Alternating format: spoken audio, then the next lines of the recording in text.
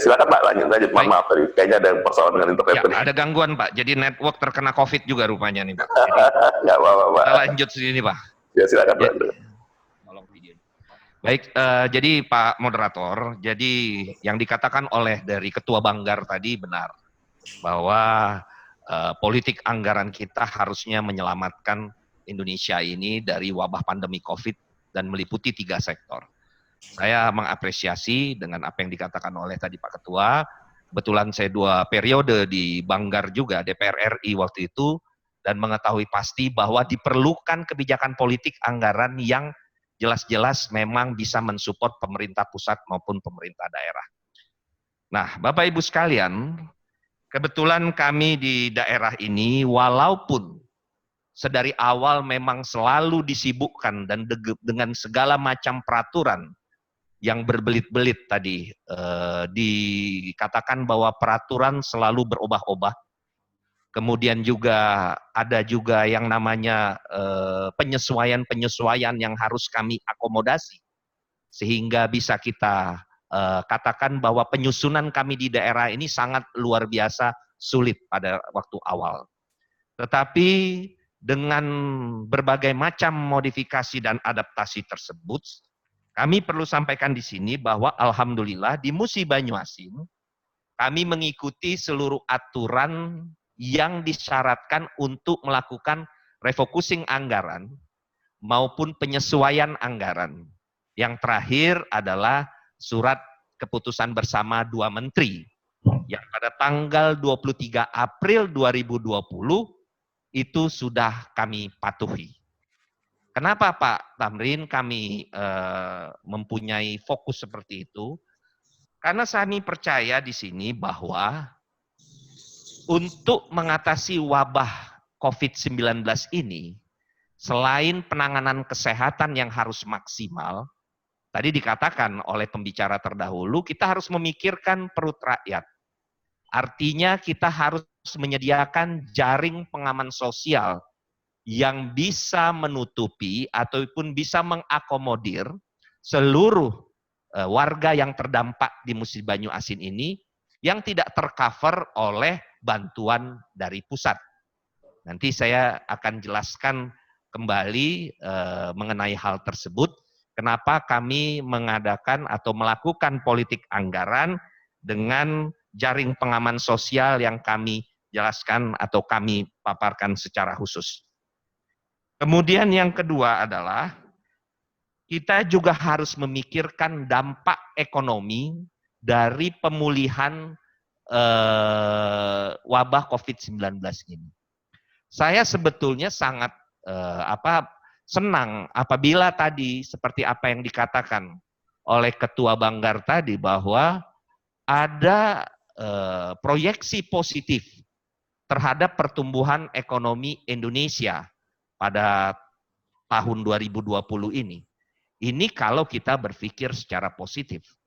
Tetapi pada pagi tadi, saya membaca Kompas pagi bahwa OECD mengatakan prognosa dari tahun 2020, pertumbuhan ekonomi Indonesia itu akan mengalami kontraksi minus 3,9%.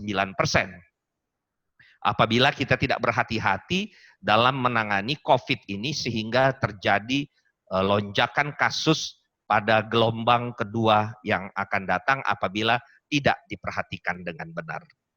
Oleh karena itu, di Musi Banyuasin, kami berdasarkan peraturan-peraturan pemerintah, peraturan presiden dan SKB 2 menteri, dari 2 bulan yang lalu, kami telah menganggarkan sebesar 303 miliar 878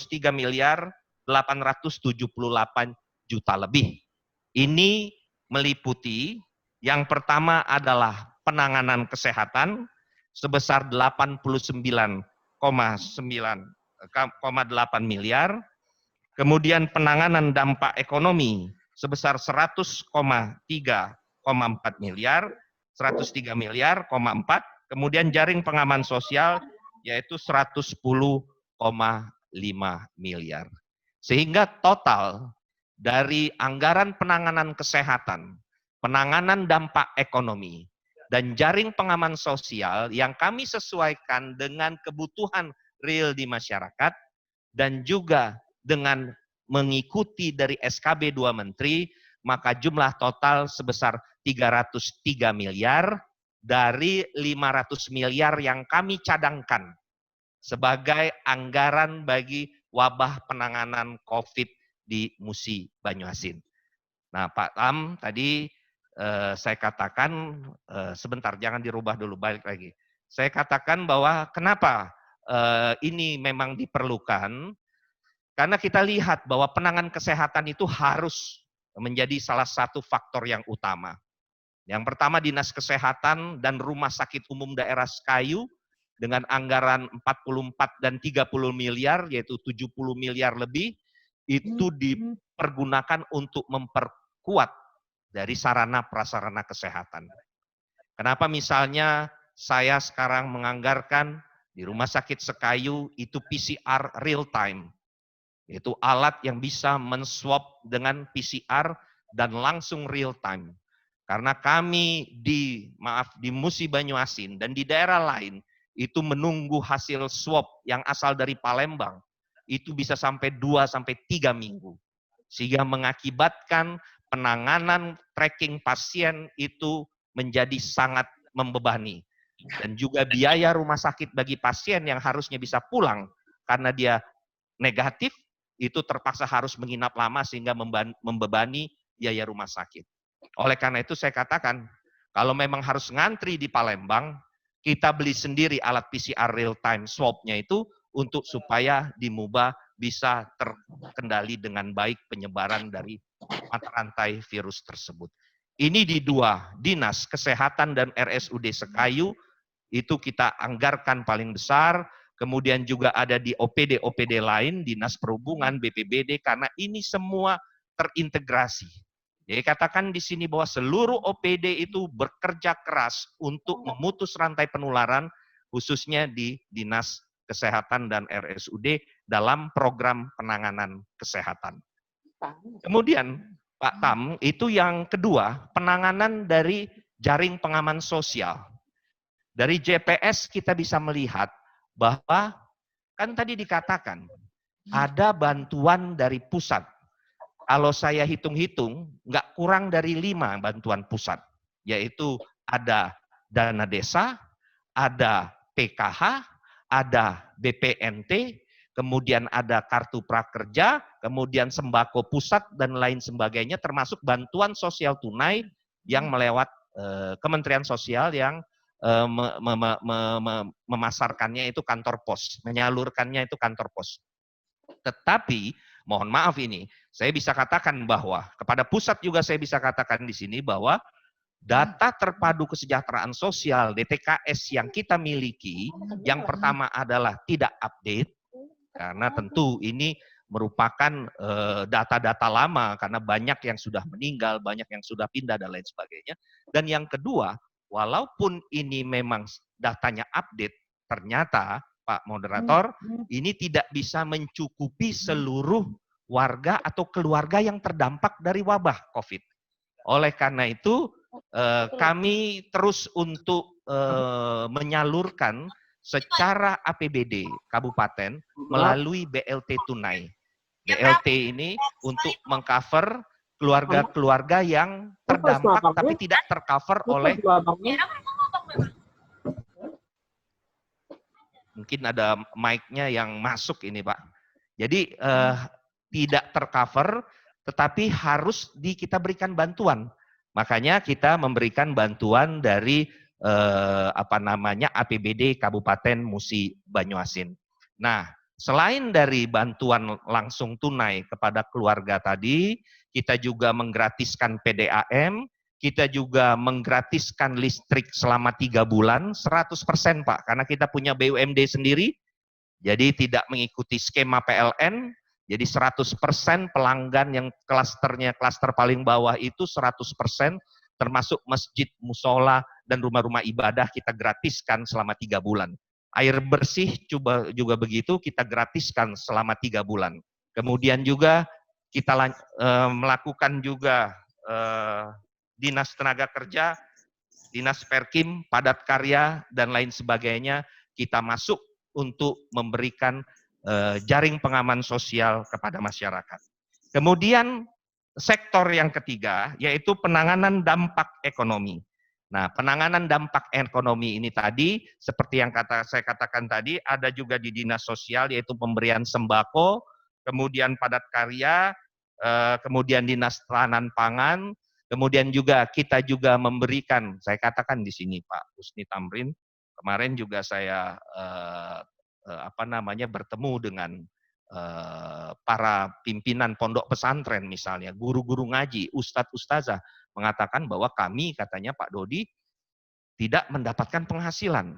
Karena apa? Karena santri-santriwatinya sekarang berhenti, tidak bisa membayar karena keadaan ini 3 bulan pesantren tutup.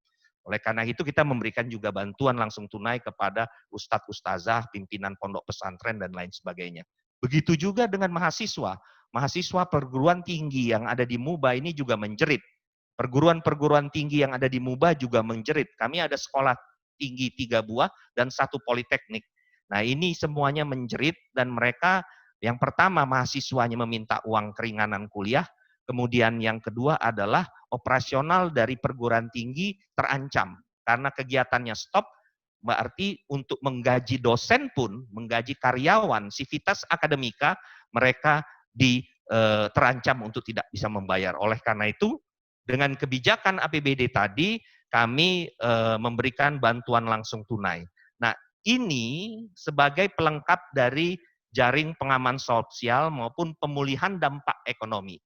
Ada program pusat pun seperti bantuan pangan non tunai yang jumlahnya sembako 200.000, kami top up menjadi 600.000 supaya dia sama, supaya adil, supaya tidak menimbulkan gejolak di masyarakat. Ditransfer langsung ke rekening masing-masing, by name, by address, by nick, melalui kartu BRI. Langsung transfer rekening sehingga seluruh keluarga penerima manfaat insya Allah akan menerima secara utuh. Jadi dengan beberapa hal yang kami lakukan ini sudah kami jalankan, malah sudah sampai bantuan tahap kedua, untuk tenaga medis pun kami berikan bantuan tahap kedua dari BLUD Sekayu, kemudian juga bantuan yang lain yang APBD itu sudah memasuki bulan kedua. Kalau yang dari pusat, saya nggak usah ngomong lagi, itu memang secara bulanan memang ditransfer dari pusat. Tapi yang saya pikirkan adalah siapa-siapa yang tidak tercover oleh bantuan dari pusat itu harusnya menerima manfaat. Dan alhamdulillah kurang lebih 60%, yaitu 103.000 keluarga penerima manfaat di MUBA, dari seluruh total keluarga di MUBA telah tercover oleh jaring pengaman sosial maupun program-program melalui pemulihan dampak ekonomi. Jadi Bapak Ibu sekalian, khususnya Pak Tam yang saya hormati, politik anggaran dalam hal ini memang memenuhi harus ada beberapa hal. Yang pertama adalah aturan yang kita harus penuhi. Yang kedua adalah bagaimana kebijakan kepala daerah, pemerintah yang bisa secara proaktif untuk menjemput bola. Kalau saya nunggu saja Pak dari pusat, ya bantuannya ya itu saja, tidak akan bisa tercover dengan yang lain. Provinsi juga tidak membantu sampai sekarang. Karena kalau itu kami tunggu saja, berarti banyak sekali keluarga-keluarga yang tadi dikatakan oleh Ketua Banggar tadi, ekonomi harus bergulir, ekonomi harus maju, tetapi bagaimana kita memberikan jaring pengaman sosial terlebih dahulu, stimulus secara fiskal kepada UMKM, dan juga relaksasi kredit kepada UMKM melalui perbankan, maka pada waktu kita memasuki tatanan hidup baru, baru nanti bisa kita siap. Yang saya percaya begini Pak Moderator, bahwa pemulihan ekonomi itu bisa berjalan maksimal kalau masalah kesehatannya harus siap dulu, harus tuntas dulu. Baru kita bisa, ekonomi akan bisa berjalan dengan maksimal. Kalau kita tidak serius dalam menangani mata rantai penularan ini, kemudian kita memaksakan diri untuk hidup secara normal dengan tidak menyiapkan sarana-sarana yang disebutkan tadi, maka tadi yang saya katakan, ramalan dari OECD, yaitu yang tadi minus 3,9, apabila ada lonjakan kedua atau gelombang kedua nanti akan lebih sulit mengatasinya. Saya kira itu sebagai pembuka kepada saudara moderator dan juga Bapak Ibu sekalian, yang penting bahwa slide terakhir, yang penting adalah bahwa strategi dan arah kebijakan dari penganggaran penanganan COVID-19 di Musi Banyuasin diformulasikan ke dalam Perbuk nomor 35 tentang perubahan ketiga atas peraturan Bupati tahun 2019 tentang penjabaran APBD.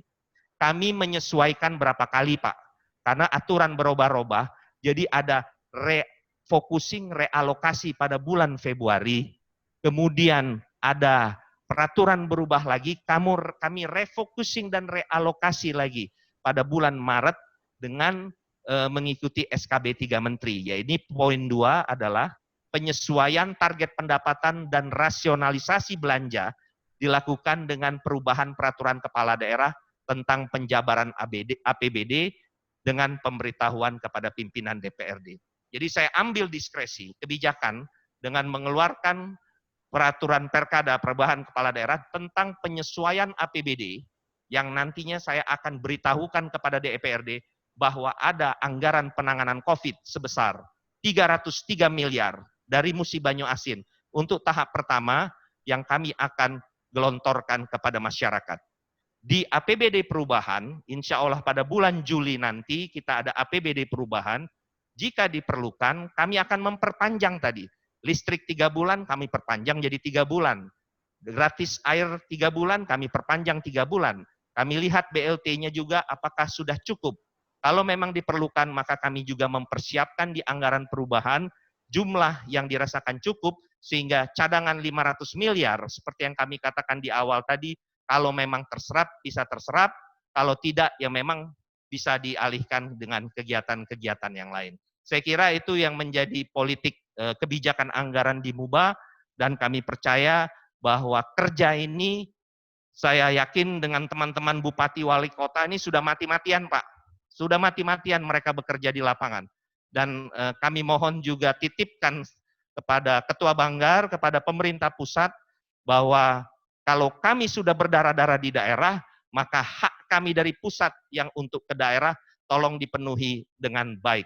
Kami menerima jika ada konstruksi fiskal, yaitu anggaran dipotong, MUBA saja dipotong kurang lebih 1,1 triliun, dipotong anggaran. Kami menerima itu, tetapi paling tidak sisanya yang menjadi kewajiban pemerintah harap segera ditransfer ke daerah, sehingga kami bisa melakukan politik anggaran tadi dengan baik dan menyentuh sasaran. Saya kira itu saja, Pak. Terima kasih. Wassalamualaikum warahmatullahi wabarakatuh. Waalaikumsalam warahmatullahi wabarakatuh. Luar biasa, Pak. Terima kasih.